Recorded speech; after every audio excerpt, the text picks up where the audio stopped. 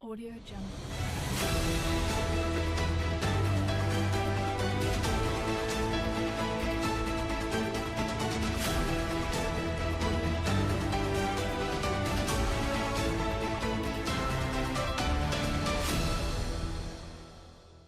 Audio Jungle. Sejak Juni 1999, Abdur Rahman Wahid atau yang lebih dikenal sebagai Gus Dur terpilih sebagai Presiden Indonesia.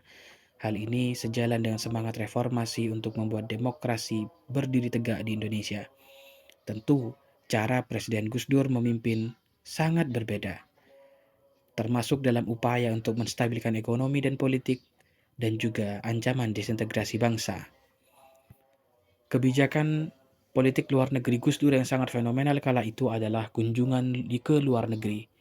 Beliau melakukan kunjungan ke banyak negara dengan tujuan untuk mengembalikan marwah Indonesia dari ancaman disintegrasi bangsa dan pemulihan ekonomi serta politik yang tidak stabil kala itu. Kebijakan luar negeri Presiden Gus Dur tentu membuat masyarakat bertanya, bahkan juga beropini, agar pemerintah lebih fokus untuk memperbaiki perekonomian dengan cara yang berbeda dibandingkan bepergian ke luar negeri saja. Kebijakan Gus Dur juga dilihat tidak membawa dampak yang signifikan untuk dirasakan masyarakat karena masyarakat memimpikan adanya kestabilan ekonomi yang lebih baik kala itu. Krisis yang terjadi pada era kepemimpinan Presiden Gus Dur adalah krisis ekonomi yang berkepanjangan, larinya modal asing ke luar negeri, dan juga tingginya nilai tukar rupiah kepada dolar kala itu. Hal ini tak dapat kita pungkiri merupakan penularan dari krisis moneter di pemerintahan sebelumnya, dan kemudian membuat Indonesia kehilangan kestabilan ekonomi dan kepercayaan dari investor sehingga modal lari ke luar negeri.